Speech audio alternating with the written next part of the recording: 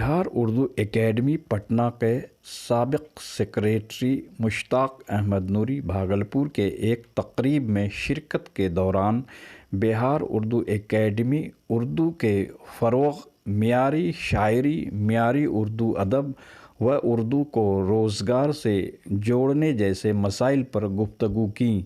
देखिए शरबत न्यूज़ की ख़ुसूसी पेशकश। सेक्रेटरी रहे हैं, गुज़श्ता बार जो सेक्रेटरी बने, आपके हाथ से बहुत सारे काम हुए, बड़े बड़े सेमिनार हुए, उर्दू की खिदमत में आपका बहुत अहम रोल रहा। क्या बोलते उर्दू में बहुत सारी किताबें शाये हुई। तो इस सिलसिले में आप शरबत न्यूज़ को बताएं कि अब का जो उर्दू एकेडमी है, जो अभी हालिया में जो है कोई भी काम ऐसा नहीं हो रहा है जिससे उर्दू दाम मुतमईन हो।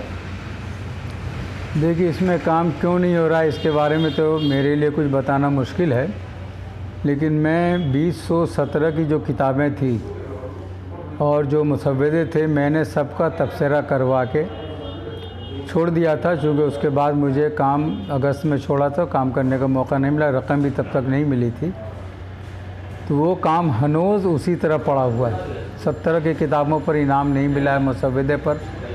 उसके बाद 18, 19, 20 ये की चल रहा है, तो अभी तक किसी भी किताब पर कोई इनाम नहीं मिला, मुसव्वदे पर नहीं मिला, प्रोग्राम भी नहीं हो सका। जबकि रकम मैं 40 लाख को अपनी कोशिशों और आमिर सुबहानी की मेहरबानी से बढ़ाकर 2 करोड़ 50 लाख कर चुका था, और 3 साल में रहा और तीनों साल मैंने ये रकम हासिल की। लेकिन अभी जो मौजूदा सेक्रेटरी हैं, उनका विज़न क्या है, वो काम क्यों नहीं कर रहे हैं, इसका तो बेहतर जवाब वही दे सकेंगे।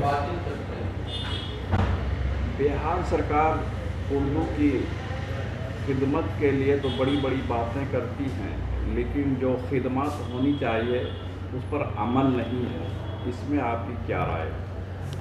देखिए, आप पहले तो बात मैं ये कहूँ कि हम लोग उर्दू के सिलसिले में सारा मामला सरकार पर छोड़ देते हैं कि सरकार ही सब काम करेगी और मुझे तो करने को कुछ नहीं है। हमें ये समझना होगा कि उर्दू हमारी ज़बान नहीं है, हमारी तहज़ीब भी है, प्लस जो है उर्दू से हमारा तशख़्ख़ुस है। अगर उर्दू नहीं है तो हम नहीं हैं, ये पहले सोचना पड़ेगा।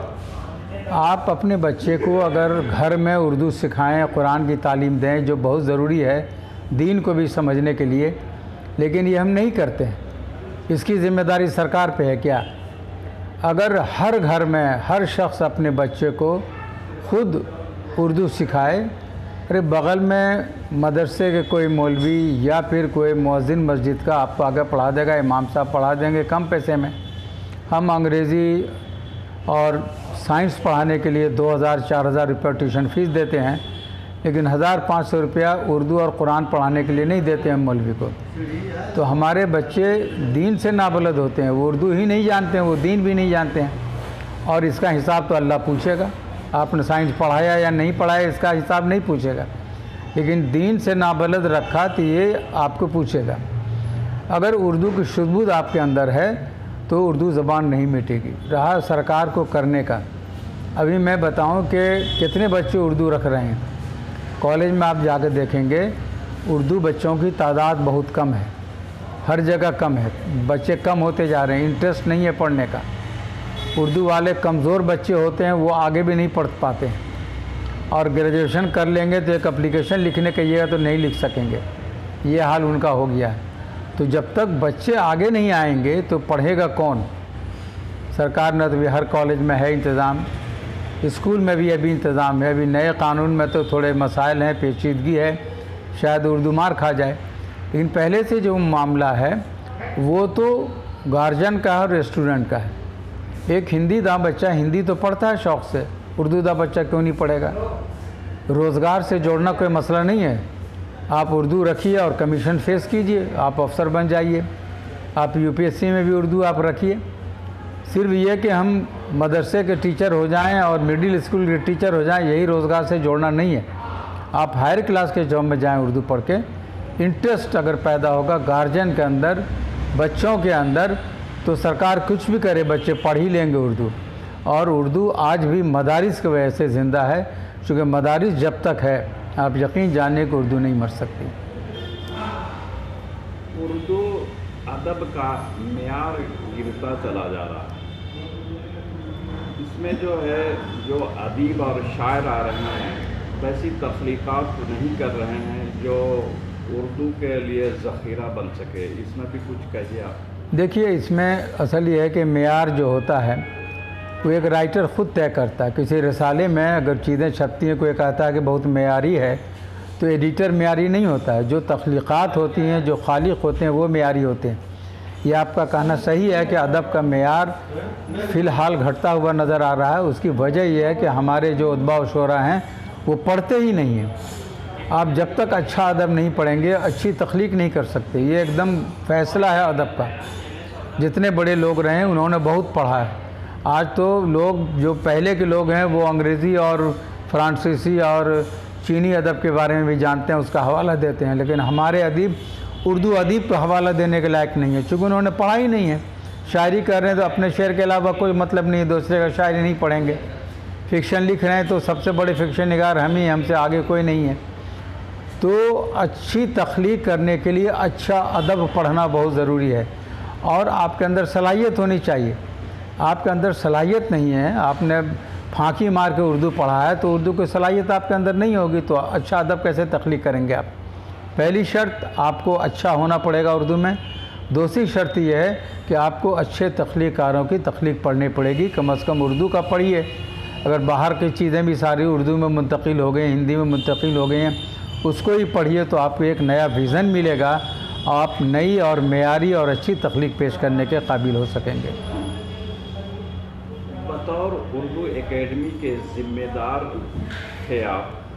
आपके दौर में बड़े बड़े सेमिनार हुए, यहाँ तक कि ख़वातीन सेमिनार पहली बार हुआ और ये एक ट्रैक चल गया कि सारे हिंदुस्तान में ख़वातीन मुशायरे, ख़वातीन सेमिनार होने लगे। तो इस बारे में भी कुछ जानकारी दीजिए सरबत। देखिए, मैं बताऊं कि मेरे ज़हन में ये बात इसलिए आई कि हमारे वज़ीर आला मोहतरम जनाब नीतीश कुमार जी पहली बार जब बने तो उन्होंने ख़वातीन पर तवज्जो देनी शुरू की। उन्होंने पहले तो बच्चियों की तालीम पर ध्यान दिया कि ड्रॉप आउट बच्चियों को नहीं हो, उसके लिए उन्होंने पोशाक योजना शुरू की, साइकिल योजना शुरू की।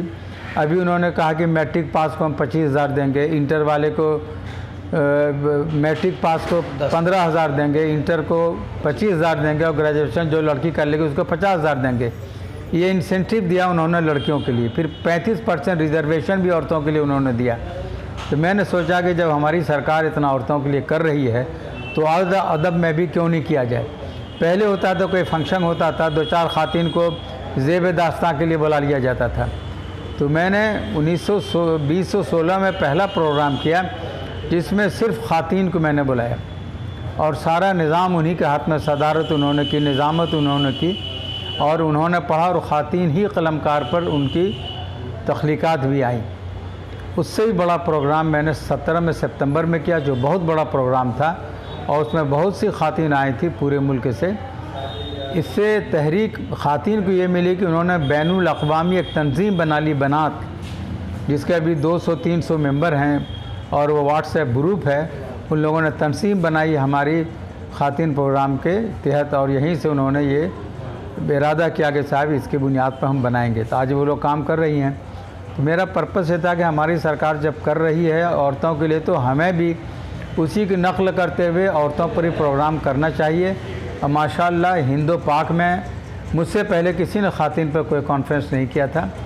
मैंने 2 ख़वातीन कॉन्फ्रेंस किया और जिसमें बहुत से लोगों ने शामिल होकर दाद भी दी और इससे तहरीक मिली। अब पूरे हिंदुस्तान में अलग अलग एकेडमी ये प्रोग्राम कर रही है। शुक्रिया सरबत मीर के तरफ से आपका शुक्रिया कि आपने बहुत अच्छी बातें सरबत मीर के सामने इनको बताया।